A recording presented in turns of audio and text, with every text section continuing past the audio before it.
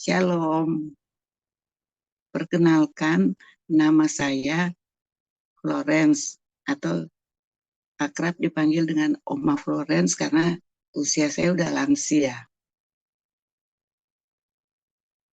Saya mau menceritakan awal mula saya kenal dengan gereja Advent melalui Zoom Oral Channel. Nah, saya udah sering ikut Zoom ini tiap pagi, tapi kok tiba-tiba ada yang bertanya minta nomor WA saya. Nah, saya tidak mencurigai karena saya tahu orang di dalam itu kan semua kan sedang mau ikut doa, dan spontan saya langsung isi di chat room nomor saya, tapi saya masih bertanya-tanya dalam hati, siapa ya yang bertanya?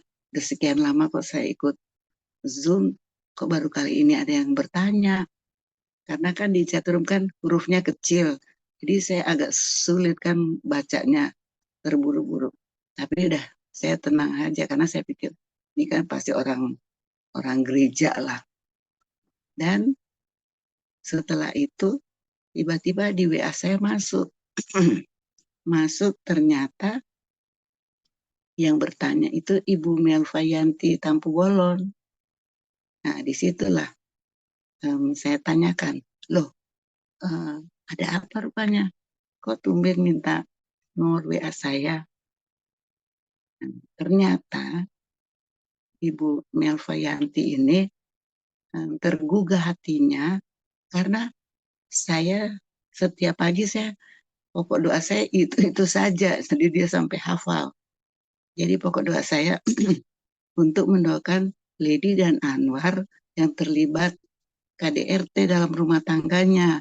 Jadi pokok doa saya, Tuhan tolong mereka, lembutkan hati mereka agar supaya mereka mau datang cari wajah Tuhan untuk kembali kepada kasih mula-mula. Karena mungkin mereka sudah lama meninggal kasih mula-mula itu, sehingga terjadilah KDRT di dalam rumah tangga mereka. Jadi itu terus saya doakan. Itu terus, mungkin yang lain bosen ya. Dan Ibu Melva ini rupanya direkam mungkin dalam pikirannya, dan dia terbeban untuk menghubungi saya. Dan setelah kami terlibat dalam pembicaraan, dia katakan bahwa, Oma, saya mau kenalkan Oma dengan Oma Heni. Loh, Oma Heni siapa? Saya belum kenal. Tapi dari situlah awal mulanya saya diperkenalkan. Dengan alasan apa? Um, karena Oma Heni nanti mungkin bisa bantu begitu, untuk ada kenalan Oma Heni yang mungkin berkecimpung di dalam hukum lah, seperti itu. Karena Ibu Lady ini saya katakan, kamu harus melapor ke RT RW. Tapi kok dia nggak sanggup melapor seperti itu awalnya. Jadi saya diperkenalkan dengan Oma Heni, dan ternyata Oma Heni ini malah bertanya, Oma Florence, gereja di mana? Saya katakan saya di Tiberias. Saya apa adanya kan, saya nggak bisa, maksudnya nggak bisa menutup-nutupi lagi. Saya katakan demikian, dan Oma Heni katakan, oh, Oma Florence sepertinya udah lama kan ikut Zoom ya? Iya, jangan ikut Zoom lah aja dong. Sekali-sekali harus ke gereja gitu. Dan disitulah saya dijelaskan bahwa menguduskan hari Sabat itu bukan pada hari Minggu, tetapi pada hari ketujuh sesuai apa yang ditulis di dalam Alkitab. Begitu.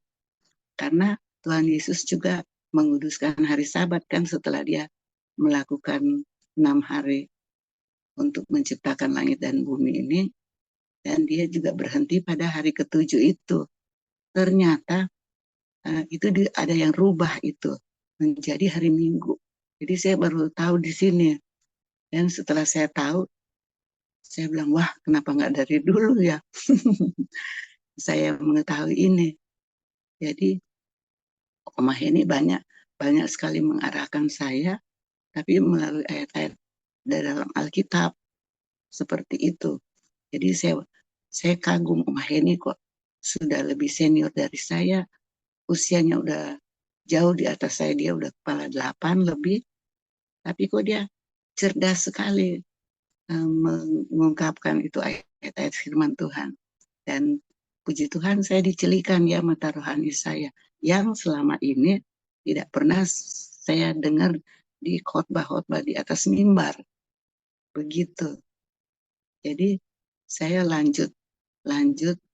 Nah, satu saat karena saya dikasih link Zoom dari teman senam saya, dia mengatakan, ayo dong Florence, karena teman saya udah di atas saya juga, di atas 70 tahun. Saya kan masih 70 kurang satu. Ibu Lita Sudarmo katanya. Katakan, ayo Florence, sekali-sekali dong datang ibadah di situ Moto Pondok Indah. Di sana banyak orang Manado dan makanannya enak-enak loh. Makanan Manado katanya. Oh ya, iya, berkali-kali diajak saya. Tapi kok anehnya saya itu tidak tergiur dengan dia katakan makanan enak-enak. Aneh sekali. Berkali-kali tidak pernah saya tergerak hatinya. Suatu ketika teman saya satu lagi sama-sama dari tempat senam WA saya, Florence, itu juga usianya lebih banyak dari saya. Dia udah 74. Florence, ayo dong kita ibadah di situ Moto Pondok Indah. Saya kaget, waduh, saya belum pernah ke sana. Gimana ya? Saya terus terang ngomong kan. Terus dia katakan demikian, ayo dong, saya kepengen mau ibu sana. Ayo dong, temani saya dong, temanin saya. Oh, seperti itu. Waduh, saya jadi kasihan juga karena dia memelas gitu kan, temani saya. Oh, kalau gitu nanti saya pertemukanlah dengan teman saya yang beribadah di sana, yang sudah sering mengajak saya, tapi saya sekalipun belum pernah menginjak sana. Seperti itu awalnya. Dan berlanjutlah kami janjian, tapi sebelumnya Tuhan udah mengatur ya. Saya diperkenalkan dengan Oma Heni ini yang tadinya kami tidak saling mengenal satu dengan yang lain. Dan uh, tiba-tiba Oma Heni nanya saya. Dan saya, karena memang kami udah intens hubungan melalui WA call, jadi saya katakan, Oma Heni saya mau ke Pondok Indah karena ada teman saya minta ditemani. Seperti itu. Dan tiba-tiba kok pendeta yang di Pondok Indah itu, pendeta Lorenzo Kalengkongan, nelpon saya. Loh, kaget saya. Di mana posisi? Saya bilang, saya janjian sama teman saya. Di mana? Kemungkinan dia karena tinggal di Jagakarsa, memang masih Jakarta Selatan juga. Jadi dia mungkin ke Lebak Bulus dulu. Jadi dia mungkin by busway, nanti dia sambung lagi yang lewat Pondok Indah. Seperti itu. Terus pendetanya bilang gini, oh kalau gitu nanti saya jemput deh di halte bus. Wah, saya mikir lagi, loh mereka kan belum saling kenal. Saya aja belum kenal dengan Pak Pendeta Lorenzo Kalengkongan. Bagaimana bisa ketemu? Daripada nanti mereka kebingungan di sana, saya katakan, saya rubah pertemuan. Saya katakan kepada teman saya, Ibu Mika, kalau gitu kita ketemu di lokasi aja ya, karena saya sudah kirim dari Ibu Lita, Kak. Saya tanya jadwal dan lokasi tempatnya. Jadi saya forward ke teman saya Ibu Mika. Jadi saya bilang, udah kita ketemu langsung aja di lokasi ya, supaya nggak cari-cari nanti malah terlambat. Seperti itu. Dan ya sudah, jadi kami langsung ke lokasi. Sampai di sana, saya kan baru sekali ini, tapi satpamnya, saya di drop anak saya, ketemu di satpam depan, langsung satpamnya bilang begini, mau ke gereja ya? Kok tahu dia? Oh mungkin mereka udah tahu. Iya Pak, di mana Pak? nanti saya diarahkan jalan, nanti lurus belok kiri seperti itu, dan saya ikutin. Dan tiba di depan pintu masuk, ada satpam lagi 2 orang, katakan, ibu punya akses nggak, punya aksesnya nggak? Loh, saya kan baru sekali ini. Oh tidak pak, tapi ibu mau ibadah. Iya.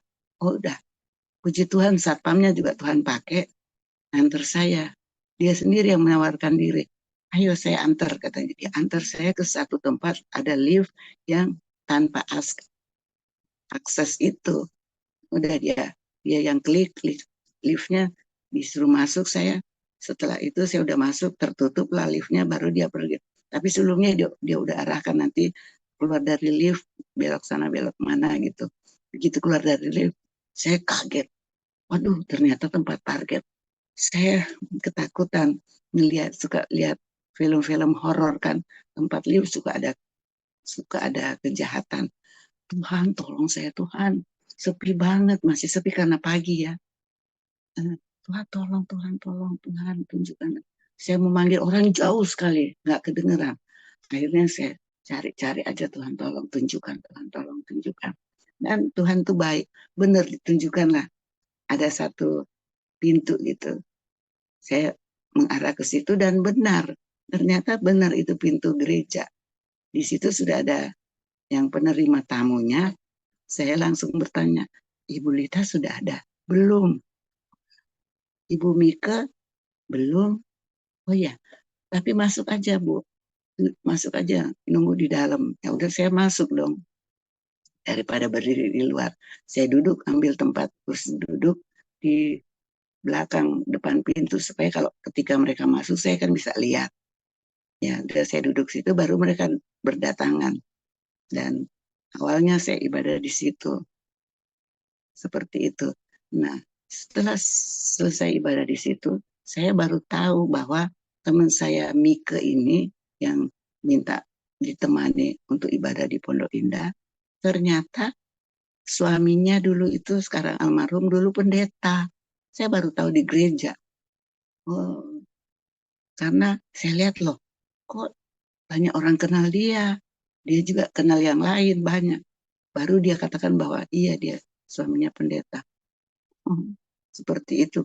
Jadi saya pikir, waduh, saya nggak pernah mau datang. Ketika diajak Ibu Lita, kok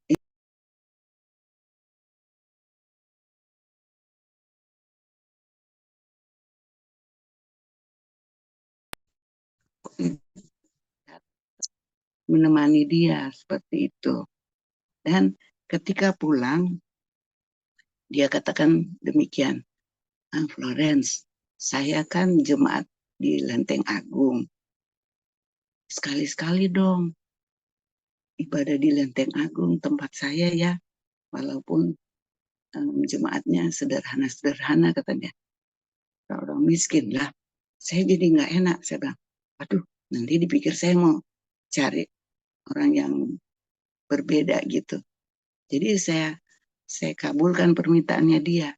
Saya ke sana, terus dia katakan lagi, setelah pulang dari Lenteng Agung, dia katakan, "Eh, nanti besok kita ke situ moto ada lagi katanya. Wah, di mana?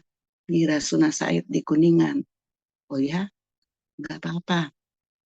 Saya tunjukkan bahwa gereja Advent ini di Jakarta ada ratusan, jadi bukan cuma satu dua. Oh seperti itu. Ya saya dasar orangnya mau tahu kan lebih dalam, saya ikuti. Nah benar, akhirnya kami janjian ke sana. Pendek ceritanya, tibalah kami di sana sama seperti waktu di Pondok Indah. Saya duluan juga yang nyampe, mereka belum datang. Saya duduk lagi di kursi paling belakang supaya cepat kelihatan. Nah, sudah seperti itu dan acaranya berlangsung, ada sekolah sahabat, kelompok-kelompok sama seperti waktu di Pondok Indah. Kelompok juga saya digabung dengan jemaat yang lama yang mungkin udah lebih pinter, udah pinter-pinter semua dari saya kan. Saya kan baru, malah dia memperkenalkan saya. Ini ini ada tamu katanya. Saya itu tamu. Hmm, ya.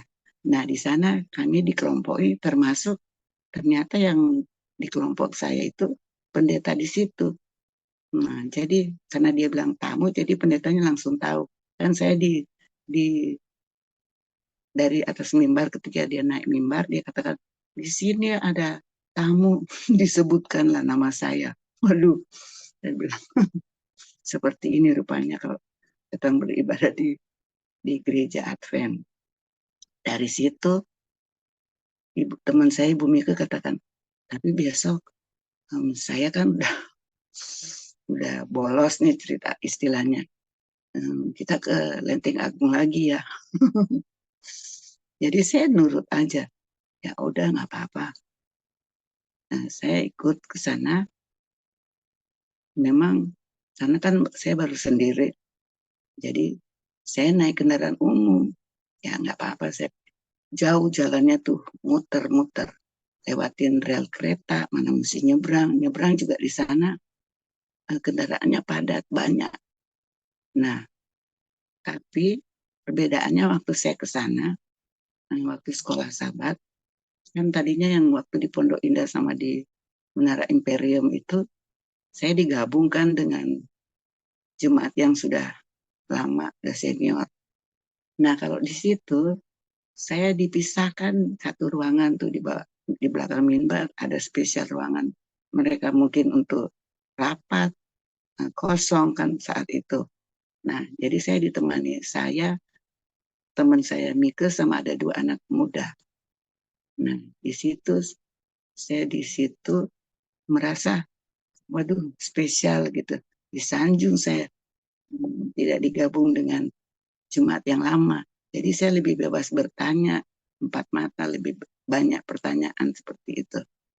Enak juga, saya bilang Pak, enak juga di sini. Seperti itu. Nah, setelah itu um, saya juga, oh enggak sebelumnya, sebelumnya ada pendeta Lorenzo, sorry, pendeta Yosef Ringo-Ringo datang ke rumah saya dengan istri, di, dititipkan oleh Oma Henny. Nah, pintu pagar saya itu kan tinggi ini. Saya nggak bisa buka, saya panggil anak saya. Tolong dong bukain, anak saya tinggi. Bukain pintu pagar. Kenapa? Ada tamu untuk Pak Pendeta. Udah, setelah dia buka, dia langsung masuk. Nah, saya masuk ke dalam, saya ajak. Saya bilang, ada pendeta itu mau kenalan. Tapi mereka satupun gak ada yang keluar. Tapi ya sudah, saya pikir ya belum waktunya mungkin ya. Jadi udah saya sabar-sabar aja. Sudah pendek cerita, selesai mereka pulang. Suatu ketika Pak Haldeman juga datang dengan istri.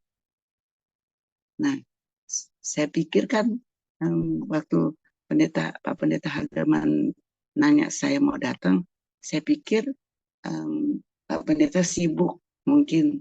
Uh, tapi saya udah iyakan karena Pendeta Lorenzo juga pernah nanya saya, Oma, di mana tempat saya boleh nggak ke rumah?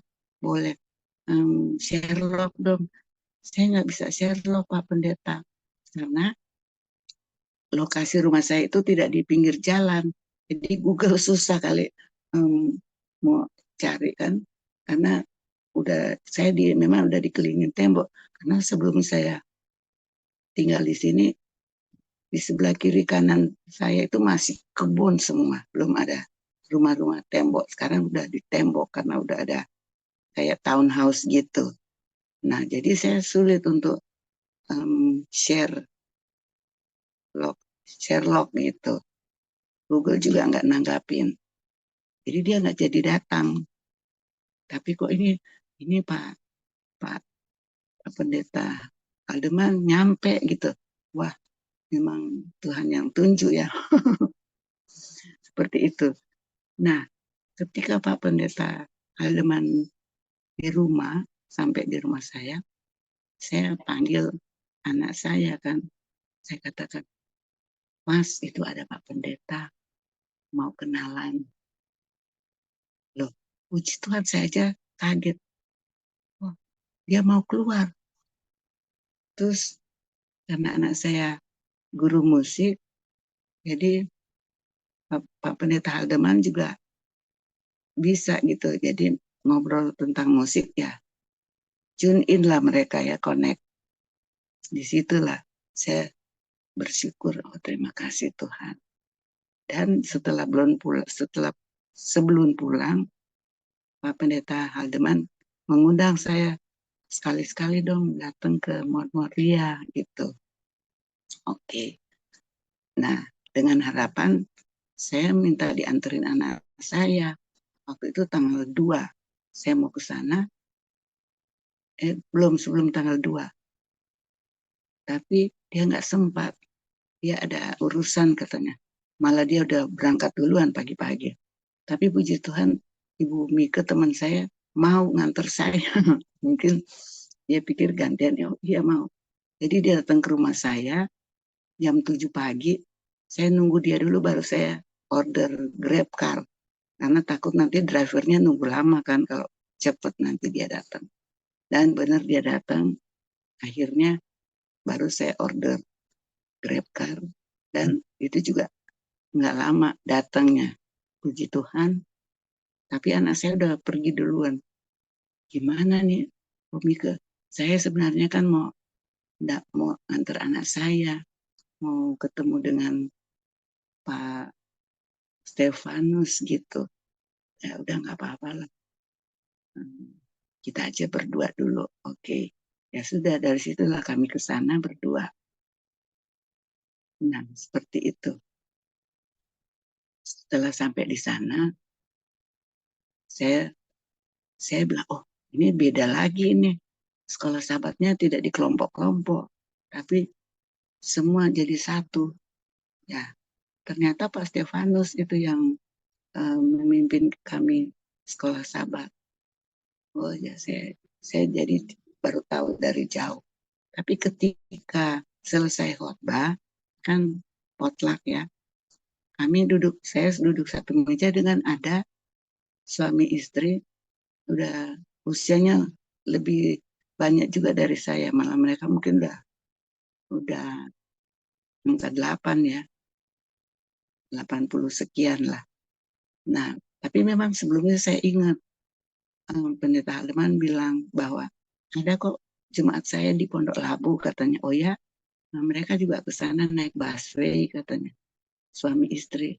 Tapi kan saya belum kenal. Tapi ketika di sana teman saya Mika ngobrol rupanya, oh ini yang dari Pondok Labu. Jadi kami makanlah satu meja. Kami sedang makan, tiba-tiba Pendeta Haldeman join dengan kami. Nggak berapa lama lagi datanglah Pak Stefanus di meja kami. Jadi kami ngobrol di situ. Nah, dalam pembicaraan, jadi saya nggak bisa ngobrol secara pribadi kan. Jadi kita ngobrol aja biasa. Kan Pak Stefanus katakan, Oma udah dibaptis. Saya jujur dong. Saya bilang belum. Terus beliau katakan, jangan tunda-tunda. Nanti Roh Kudus bisa pergi katanya, menjauh lah gitu. Oh ya, dah saya tangkap itu ya. Dan selesai makan bubar, kami pulang kan si Oma sama Opa ini, siapa namanya Sudarsono apa? Nah, katakan gini, mau coba um, bareng mereka katanya by busway. Oh boleh juga saya bilang. Kenapa mereka yang sudah lebih senior dari saya kok mereka bisa, saya ya harus coba dong gitu. Terus teman saya juga, ayo ya udah. Ternyata jalannya jauh menuju ke terminal busway. Oke, tapi ya nggak apa-apa ya. Kita kan pengen tahu mana tengah hari lagi kan matahari pas di atas. Tapi ya itulah pengalaman, kita kan harus berjuang. Kita berjuang kan bukan untuk dunia kan, tapi kan untuk dunia akhirat. Cari Tuhan lah. Ya sudah. Sudah ketika di atas busway, kami kan berduduk berdampingan dengan teman saya berdua. Tiba-tiba teman saya bersaksi, menyaksikan bahwa ketika dulu waktu suami saya masih pendeta, ini pengalaman loh, bukannya apa-apa. Pengalaman waktu suami saya masih pendeta, masih hidup, maksudnya dulu. Pengalaman pelayanannya, bahwa ada seorang jemaat yang menunda untuk dibaptis. Saya dengar aja. Tapi suatu ketika dia naik kendaraan umum, dia nyender di pintu, ternyata pintunya itu tidak di lock. Dan dia tuh mental keluar. Dia mental keluar, terus dia sempat katanya menjerit, pendeta Sodak, nama suami Ibu Mika teman saya. Pendeta Sodak, baptis, baptis aku, pendeta Sodak, baptis. Tapi sudah terlambat. Dan ajal memang, dia menemui ajalnya. Saat itu tidak tertolong lagi. Itulah kalau kita menunda ya, seperti itu kesaksian pengalaman pelayanan suaminya. Waduh, saya sampai di rumah saya terngiang-ngiang. Jadi beban pikiran. Satu, saya bilang, Tuhan saya nggak mau Roh Kudus undur daripada saya. Saya ingat Saul ketika Roh Tuhan undur daripadanya kan yang gantikan roh jahat sehingga dia mau bunuh Raja Daud. Jadi saya bilang, kan saya nggak mau dong seperti itu, saya nggak mau, Roh Kudus nggak mau, jangan tinggalkan saya, jangan pergi, jangan jauh. Jadi saya begitu sepanjang malam. Kedua, saya juga ingat, saya juga nggak mau Tuhan maut yang menjemput saya. Dua-dua saya nggak mau Tuhan, saya nggak mau dua-duanya. Saya seperti itu sendiri saya, Tuhan dua-dua saya nggak mau. Roh Kudus menjauh dari saya dan maut menjemput saya tidak mau. Seperti itu. Jadi akhirnya demikian, daripada saya jadi beban pikiran, saya telepon lah saudara saya. Kan biasanya saya kalau kemana-mana, saya foto di pondok ini, saya foto juga sama Pak Pendetanya, sama yang lain, teman saya Litas dan yang lain, ada fotonya. Di Menara Imperium kami juga foto, di Lenteng Agung juga ada foto-fotonya. Jadi waktu saya di Lenteng Agung, mereka nyanyi ibu-ibu, saya dilibatkan. Puji Tuhan saya um, tidak tidak kaget karena memang saya dulu suka ikut kur gitu. Terakhir waktu Benny Hinn datang di Indonesia di Karnaval Ancol, kami choir di sana. Jadi saya terlibat di big choir. Waktu itu kan 1.000 peserta. Nah, saya termasuk di situ dan lagu-lagunya bahasa Inggris semua. Walaupun pakai map, tapi itu hanya formalitas. Kita harus pandangannya ke depan. Nah, jadi saya udah nggak rasa agok lah, nggak rasa asing lagi kalau cuma nyanyi-nyanyi kur gitu ya. Dan saya ikut sampai 2 kali. Saya ikut nyanyi di situ, aktif di sur. Saya padahal tenggorokan saya ini bermasalah. Saya udah ke THT, ternyata nggak masalah waktu diperiksa dalam, ternyata itu karena lambung. Memang saya ada mah kan, ternyata itu karena lambung. Jadi saya katakan pada teman saya, waduh, saya suaranya nggak bisa ini. Biasanya saya kan sopran. Waktu ada Benny Hinn datang, memang selalu sopran. Tapi saya nggak bisa. Teman saya katakan gini, ya sudah, yang penting kita memuji Tuhan. Seperti itu. Ya udah, saya tambah semangat. Jadi saya nggak minder kan. Udah nanti kamu ikut saya aja. Ya alto. Waduh gimana saya biasa sopran ikut alto. Ya canggung ya. Tapi ya Tuhan, saya berdoa aja, Tuhan tolong saya Tuhan. Karena ini ajakan teman saya katanya yang penting memuji Tuhan. Jadi saya ikut. Jadi saya udah beberapa kali ikut di situ.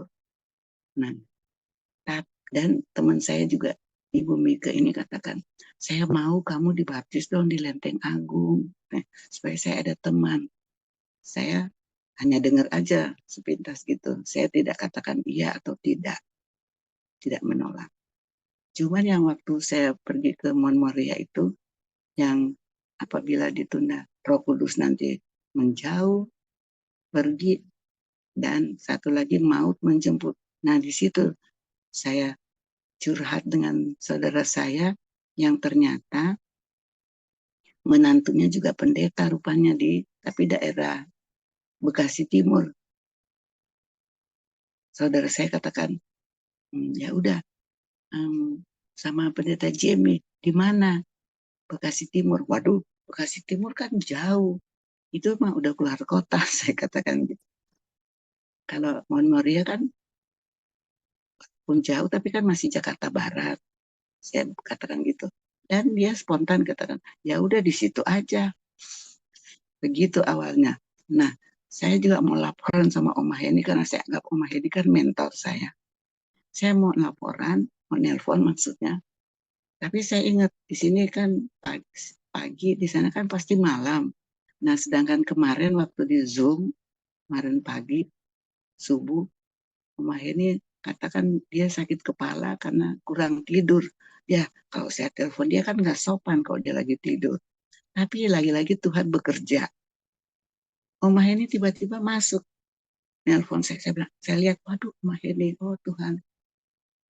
Dan kebetulan, kalau manusia katakan kebetulan. Tapi itu memang sudah jalan Tuhan ya, yang menggerakkan Oma Heni yang di saat saya mau menelpon dia. Oma Heni telepon, sudah saya sampaikan, saya barusan ngomong bla bla bla bla, dan saya dianjurkan untuk baptis di sana. Nah, saya nggak tahu, saya pikirkan karena waktu di Lenteng Agung, mereka mau adakan baptis ketika mereka mau retreat nih, tanggal 23 sampai 24 di Puncak, di Villa Angkatan Laut. Jadi saya pikir, nah waktu kemarin kami hadir di Mon Moria kan mau retreat bulan Oktober. Jadi saya pikir bulan Oktober ya. Nah, tapi Oma ini begitu cekatan, loh, habis saya ngomong, dia langsung hubungi rupanya Mon Moria. Dan masuklah telepon saya dengan Oma Heni dan Pendeta Aldeman.